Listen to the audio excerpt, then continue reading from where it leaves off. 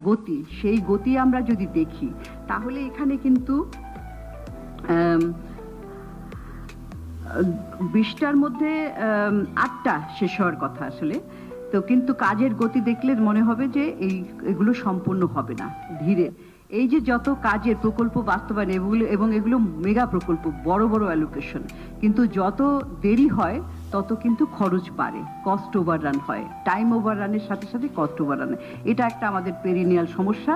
এটা অবশ্য 1 বছরের অন্তর্বর্তীকালীন সরকার 1 বছরে এটা থেকে কোনো পরিত্রাণ পাবে না, কিন্তু এই লক্ষণটাই আমরা দেখতে পাচ্ছি।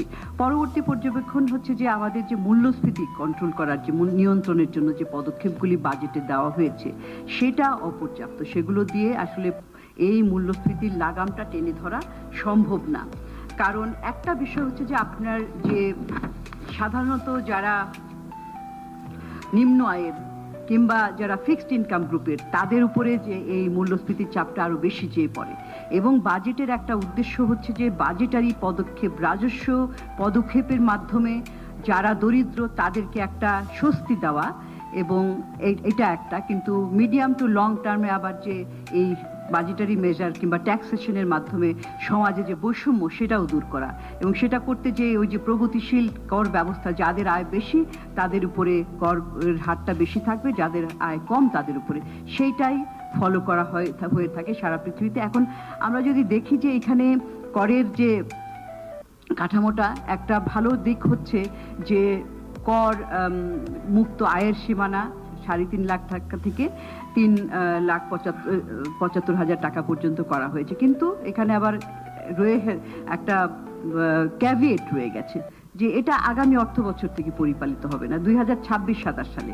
কিন্তু দেখেন যে আমাদের এর মধ্যেই কিন্তু যে 2023 সালে এই 3.5 লাখ টাকা করা হয়েছিল, 23 থেকে এই এখন পর্যন্ত মূল্যস্ফীতির হার যদিও 9-10% হোক, কিন্তু আমরা জানি যে মূল্যস্ফীতির হার যেটা হয়, প্রাইস লেভেলটা কিন্তু তার চেয়ে অনেক বেশি হয়।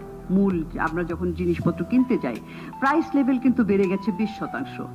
আর যখন আগামী 2026-27 সালে এটা বাস্তবায়িত হবে, তখন কিন্তু এটা প্রাইস লেভেল আরো 25-30% হয়ে যাবে, 27-28%। সুতরাং এটা কেন এটা দেওয়া হলো কিন্তু আবার সামনে একটা ঝুলিয়ে রাখা হলো বিষয়টা, সেই বিষয়টা আমাদের কাছে বোধগম্য না।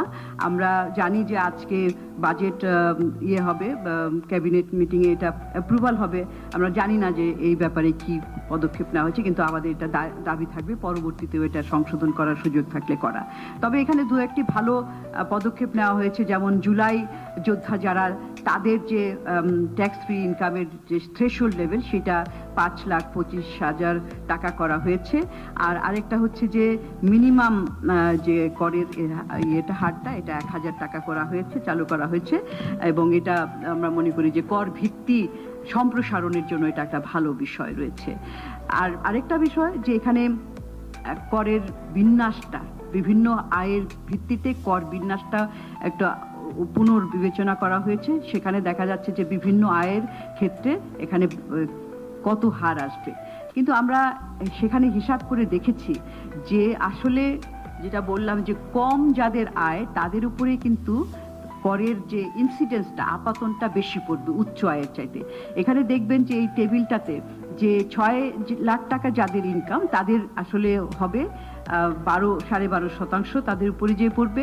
10 লাখ যাদের ইনকাম তাদের হচ্ছে 16.7%, 15 লাখ বার্ষিক তাদেরও 16.7%।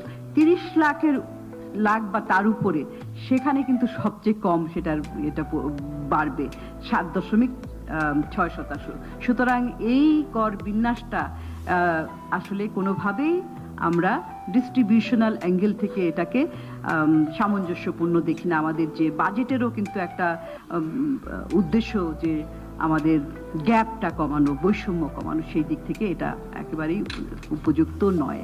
আরেকটা হচ্ছে কয়েকটা করের যে প্রস্তাবনা, অনেক কর প্রস্তাবনা দেওয়া আছে, সেগুলো আমি দু একটা যেগুলো হয়তো ইনফ্লেশনের মূল্যস্ফীতির উপরে কিছুটা হয়তো প্রভাব পড়বে, আরও অনেক বিভিন্ন পণ্যের, আপনারা জানেন যে বিভিন্ন পণ্য অনুযায়ী, খাত অনুযায়ী কর প্রস্তাবনা রয়েছে। এখানে একটা বিষয় হচ্ছে যে যে পরিশোধিত চিনি আমদানিতে সেটা সেখানে নির্দিষ্ট স্পেসিফিক যে কর, সেখানে নির্দিষ্ট কর 4,500 টাকা পার মেট্রিক টন থেকে 4,000 টাকা করা হয়েছে। এটা ভোক্তাদের জন্য ইতিবাচক, কিন্তু একটা বিষয় হচ্ছে যে দেশীয় যারা দেশীয় চিনিকল যারা পরিচালনা করেন তাদের জন্য একটা কিন্তু চ্যালেঞ্জ হবে, প্রতিযোগিতার মধ্যে পড়বে। আরেকটা হচ্ছে যে লিকুইডিফাইড ন্যাচারাল গ্যাস, যেটা সেইখানে ভ্যাটের উপরে অব্যাহতি দেওয়া হয়েছে, প্রস্তাব করা হয়েছে। এটা আমরা মনে করছি যে এটা হয়তো সুবিধাজনক হবে, ব্যক্তিগত এবং সরকারি খাতের মধ্যে একটা দামের ক্ষেত্রে সমতা আনতে পারে এবং উৎপাদক এবং ভোক্তা উভয়ের জন্যই একটা সুবিধাজনক হবে বিষয়। আরেকটি হচ্ছে যে স্যানিটারি ন্যাপকিন এবং ডায়পারের কাঁচামালের উপর ভ্যাট অব্যাহতি, সেটা 2030 সাল পর্যন্ত থাকবে, বাড়ানো হয়েছে। নারী ও শিশুদের জন্য এটা সহায়ক হবে, তাই স্বাস্থ্যের জন্য। প্লাস্টিক পণ্যের উপরে সম্পূরক শুল্ক, সেটা 45% থেকে 40% কমানো হয়েছে, এটি একটি। এবং ব্যাংকের উপরে যে আবগারি শুল্ক এক্সাইজ ডিউটি, সেটা শুল্কমুক্ত সীমাটা 1 লাখ থেকে 3 লাখ টাকা করা হয়েছে। এটাও আমরা মনে করি যে ছোট আমানতকারীদের জন্য একটা ইতিবাচক বিষয়। এখানে আরো কিছু মূল্যস্ফীতি নিয়ন্ত্রণের জন্য যে সামাজিক নিরাপত্তা কর্মসূচির অধীনে যে সমস্ত অ্যালাউন্স দেওয়া হয়, ভাতা দেওয়া হয়, অনেকদিন থেকে আপনারা জানেন যে একবার একটা অ্যালাউন্স ঘোষণা করা হলে সেটা বহুদিন পর্যন্ত চলে যায়, যদিও মূল্যস্ফীতি বাড়তে থাকে। এইবারে কিছু কিছু ভাতা বাড়ানো হয়েছে, সেটা কিন্তু তারপরেও কিন্তু বেশিরভাগ ক্ষেত্রেই 500 টাকার কম মাথা পিছু, তো সেটা একেবারেই অপর্যাপ্ত।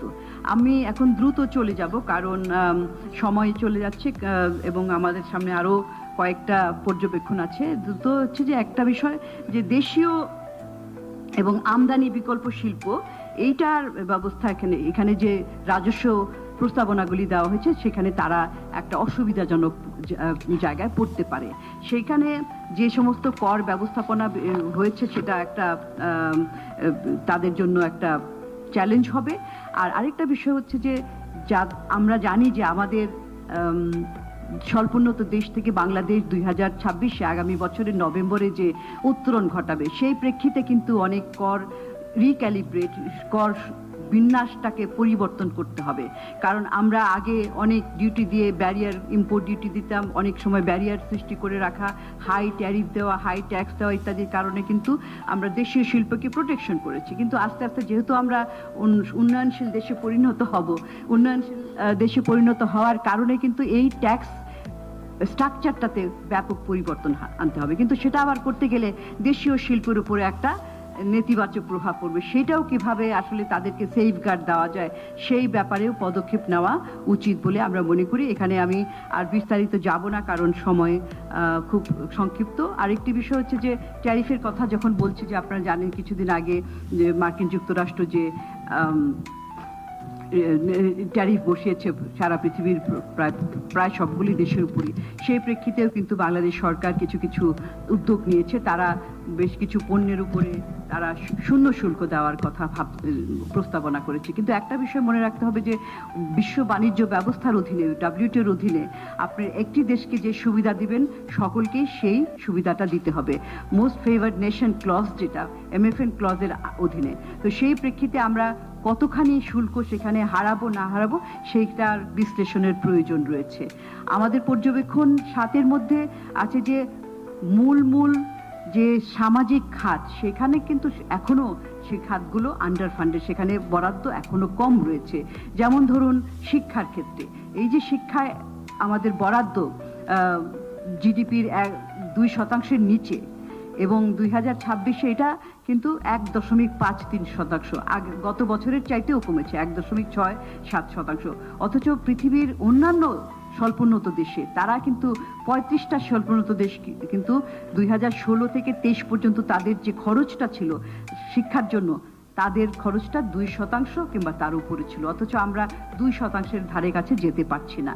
তো মূলত একটা বরাদ্দের বিষয়, কিন্তু বরাদ্দের পাশাপাশি আমরা যখন বলি তখন বাস্তবায়নের বিষয়টাও থাকে। বাস্তবায়ন করতে গেলেও দেখা যায় যে বাস্তবায়নের ক্ষেত্রেও পিছিয়ে থাকে, এবং বাস্তবায়নের ক্ষেত্রে মূল ট্রেন্ডটা থাকে, এখানে আমি দেখাইনি সময় সংক্ষিপ্ততার জন্য, মূল ট্রেন্ডটা থাকে সেটা হচ্ছে যে আপনার অবকাঠামো নির্মাণের দিকে।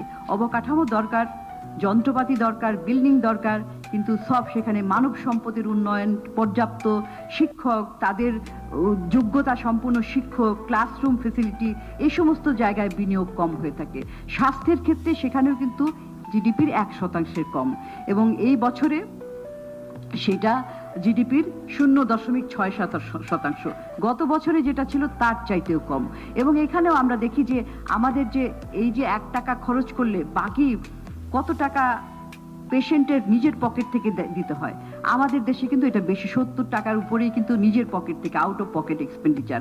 এবং স্বল্পোন্নত দেশ থেকে দেশগুলোর তুলনায় 44টা স্বল্পোন্নত দেশের তথ্য আমাদের কাছে WHO ওয়ার্ল্ড হেলথ অর্গানাইজেশনের তথ্য থেকে আমরা দেখি যে 2022-এ তারা কিন্তু তাদের তুলনায় কিন্তু বাংলাদেশ অনেকখানি পিছিয়ে রয়েছে। এবং আরেকটি দরিদ্রদের জন্য, দরিদ্র জনগোষ্ঠীকে সহায়তা করার জন্য সামাজিক নিরাপত্তা কর্মসূচি, সেইখানে দেখা যাচ্ছে যে আমাদের জিডিপির কিছুটা বেড়েছে 1.2% থেকে 1.3%, এই রিভাইজ বাজেট 2025-এ সেখানে। কিন্তু এই বছরে আমরা সবসময় আমরা দেখেছি যে সেখানে কি করা হয়, যে সেটার মধ্যে অনেক কিছু অন্তর্ভুক্ত করা হয় এই সামাজিক নিরাপত্তার মধ্যে। সরকারি কর্মকর্তা কর্মচারীদের যে পেনশনের টাকাটা সেখানে, তারপরে কৃষির যে ভর্তুকি সেটা করা হয়, জাতীয় সঞ্চয়পত্রের যে সেভিং সার্টিফিকেটের যে সুদ সেটাও করা হয়। এই বছরে সেটা অবশ্য কমানো হয়েছে, সেটা বাদ দেওয়া হয়েছে, কিন্তু বাকি দুটা কম্পোনেন্ট কিন্তু রয়েছে। এগুলো বাদ দিলে প্রকৃতপক্ষে অ্যালোকেশনটা আরো কম।